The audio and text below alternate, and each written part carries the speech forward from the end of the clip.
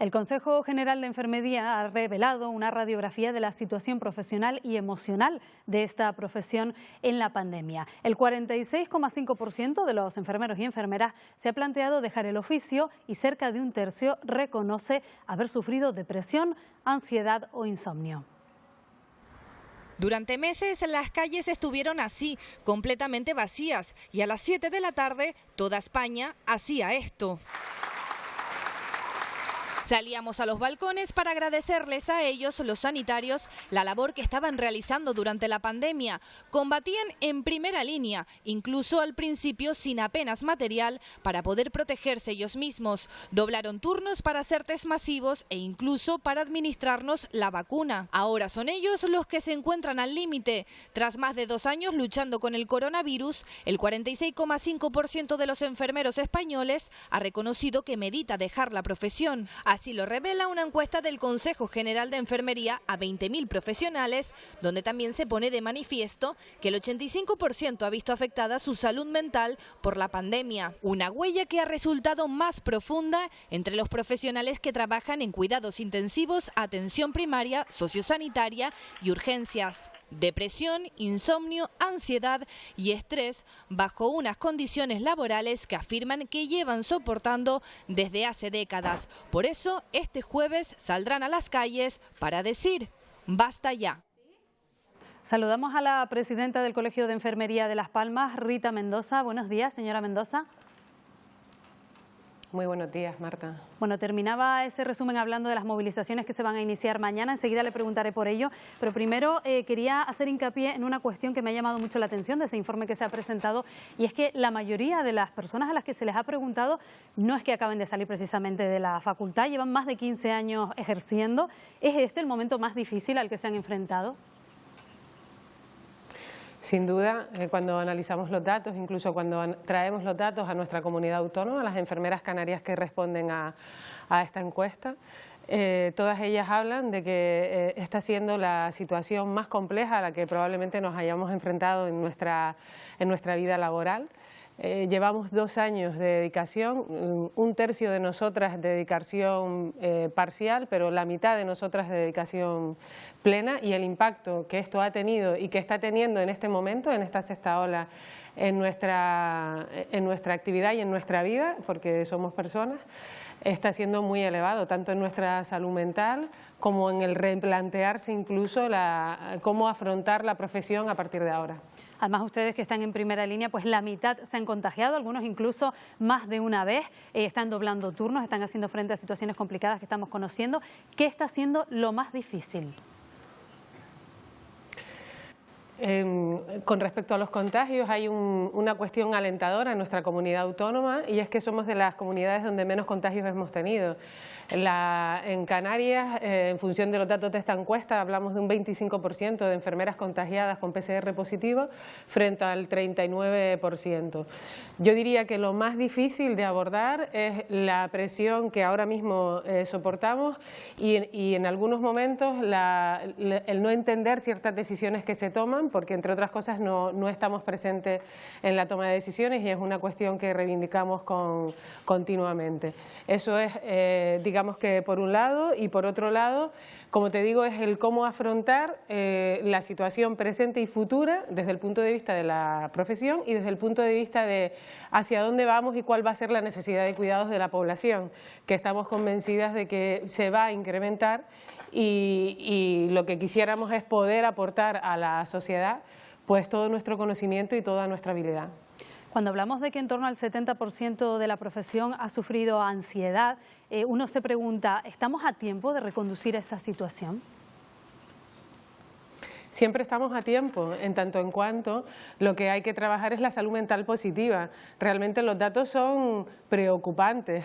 Que una enfermera de cada 3 haya tenido un diagnóstico de depresión en estos 2 últimos años, o que 6 de cada 10 declaren problemas con el sueño o situaciones de crisis de ansiedad, tiene que ser realmente preocupante. ¿Estamos a tiempo? Por supuesto que estamos a tiempo.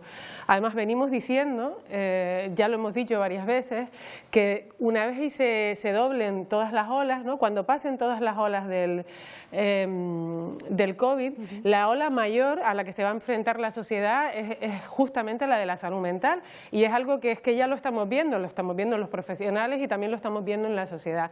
Entonces hay que implementar medidas de acción, por un lado de corrección y por otro lado de prevención. Y hay que tener en cuenta que esto ya está suponiendo bajas, o sea, dentro de esta encuesta de la que hablamos, en Canarias se producen un 20% de bajas relacionadas con algún tema de salud mental. Entonces es un problema que ya está encima de la mesa y que tenemos que abordar entre todos.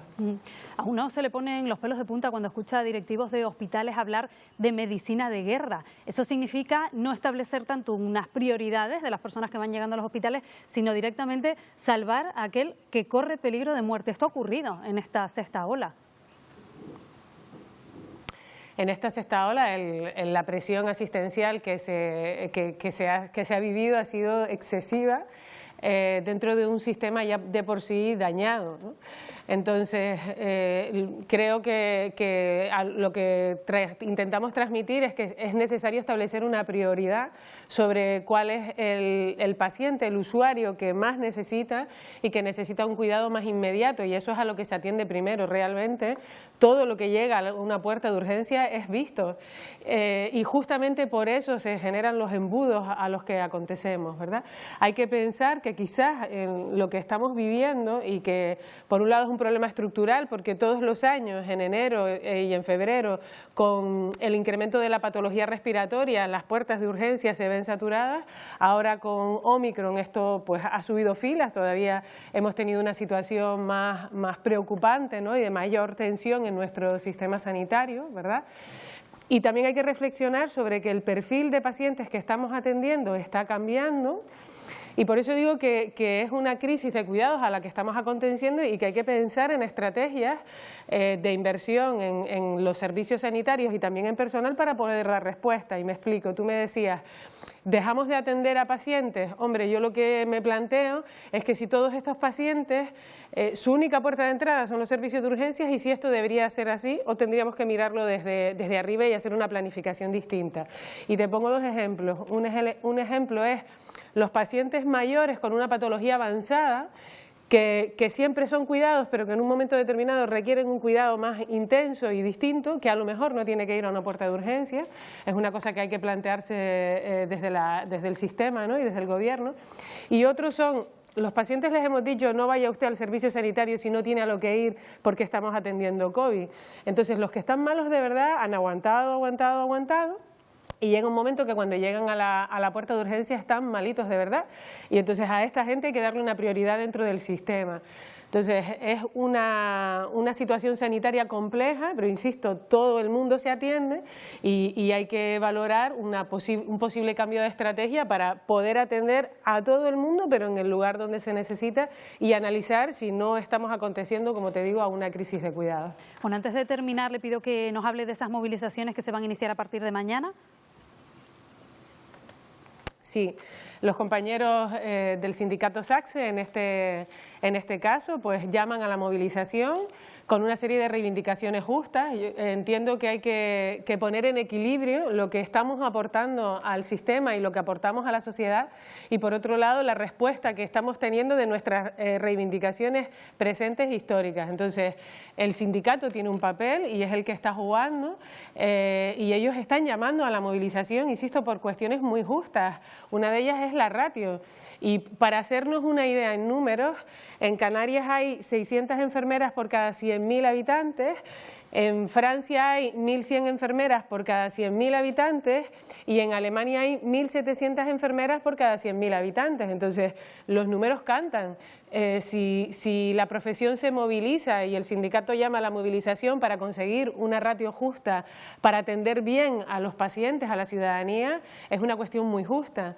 Otras reivindicaciones como que existan enfermeras en las escuelas, que es una inversión en promoción de la salud y en prevención de la enfermedad, son cuestiones claramente justas. Entonces entiendo que lo que se pide no es nada más que lo que la población necesita, y entiendo que los compañeros del sindicato pues estén haciendo su papel, que es el que cada uno hace el suyo. El colegio profesional lo que tiene que hacer es tener interlocución con el gobierno en la búsqueda de soluciones, y el sindicato pues está haciendo su labor. Pues Rita Mendoza, presidenta del Colegio de Enfermería de Las Palmas, muchas gracias por habernos atendido y gracias por el trabajo que desarrollan. Gracias a ustedes.